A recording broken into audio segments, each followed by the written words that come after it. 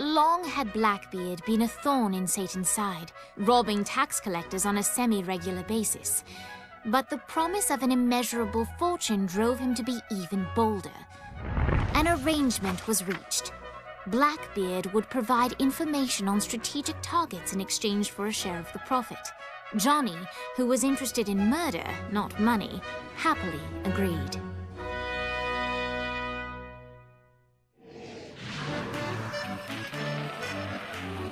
Grant ye the ability to summon my crew whenever they're needed.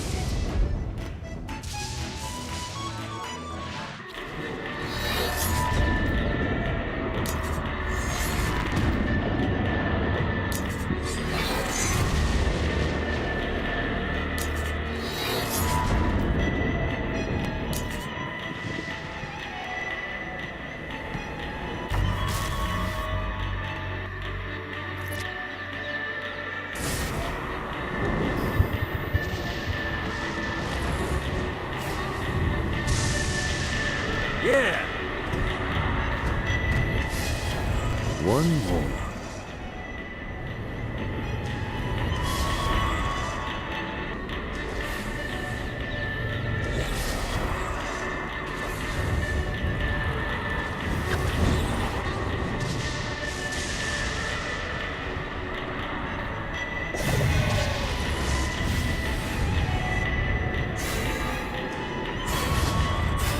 This is what I'm talking about.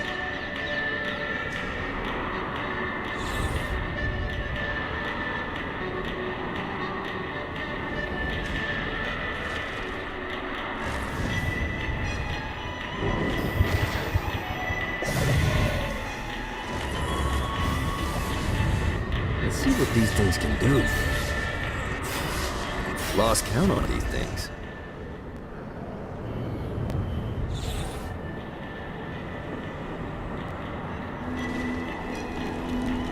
The Barrens were the only place desolate enough to allow me to build the Queen Anne's Revenge in peace.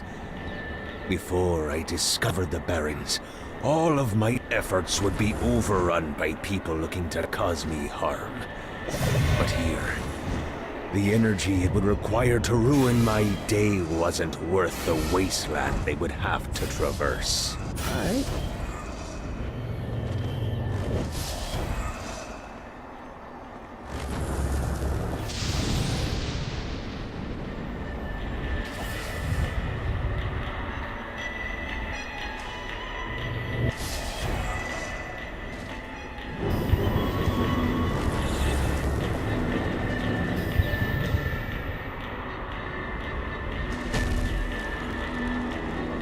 Being a pirate with no water to sail on is like being a pirate with no water to sail on.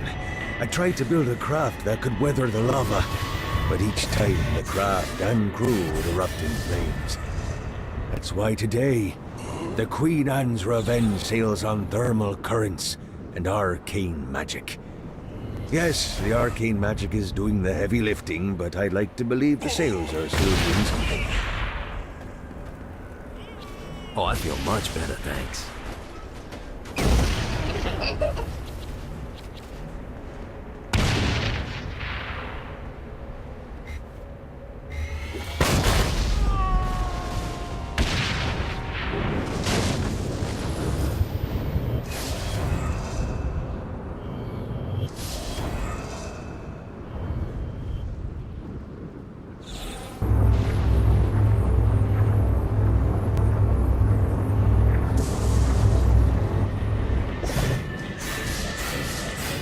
This should be useful.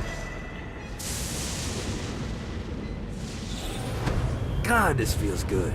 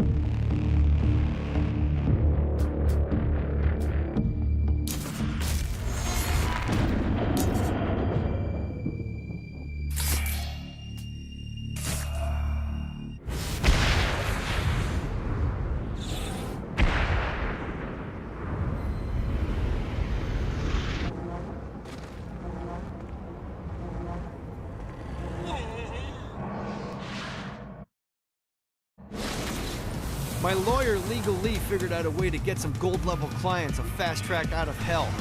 The more abuse you put these guys through, the more years we can shave off.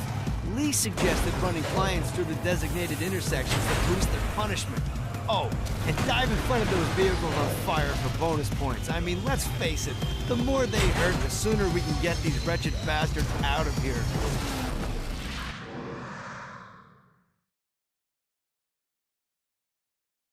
While his wife Laura was admitted into heaven, the Heavenly Father was less forgiving of poor Tobias, whose shirtless antics as a crazed drug dealer firmly earned him a place inside the Great Inferno. However, ever the optimist, Tobias tried to look on the bright side of being transformed into a husk.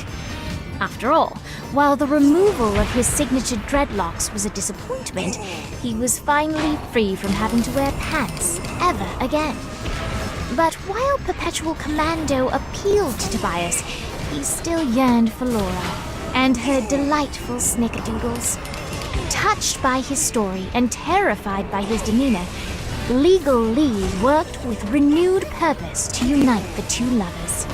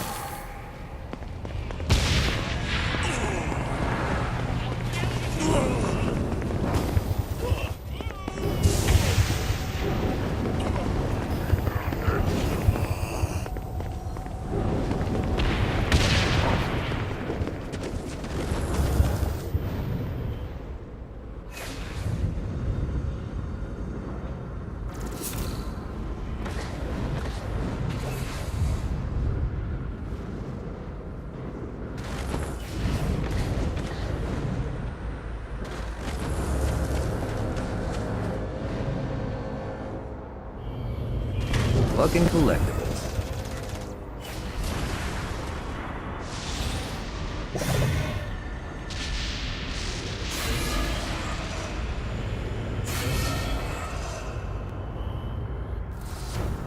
Yeah!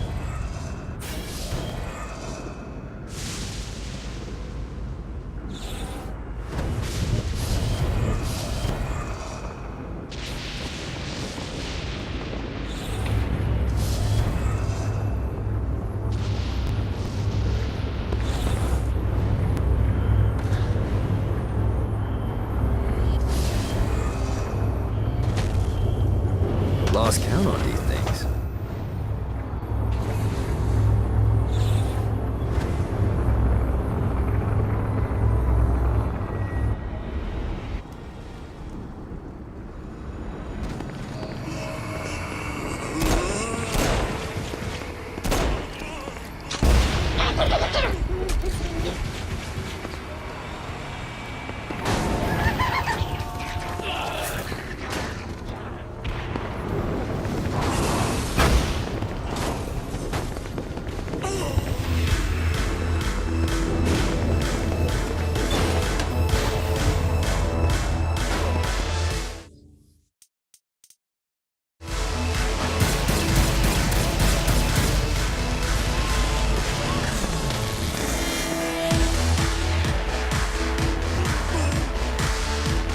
Lights up. William Shakespeare, humanity's greatest playwright, and hell's most diabolical purveyor of entertainment, looks on as a brave mortal on an Orphean quest enters. The bard's interest is piqued, and he looks to test his visitor's mettle.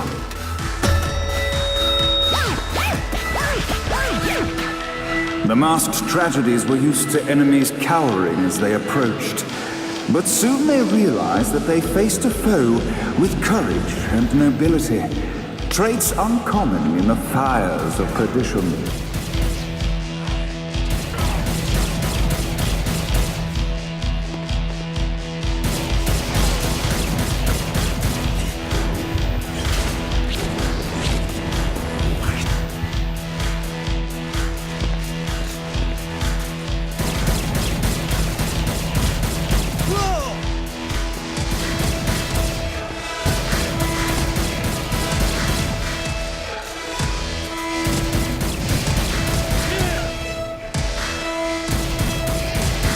The inciting incident resolved.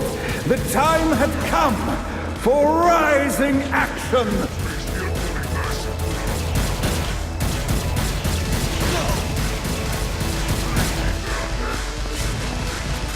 The battle raged on below, and as bullets and blood flew, the bard arched a curious eyebrow.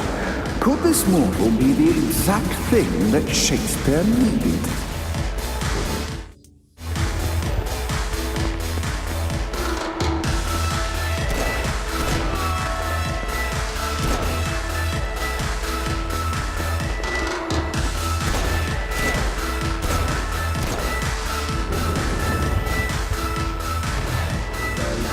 This battle is far from over, mortal. Arise!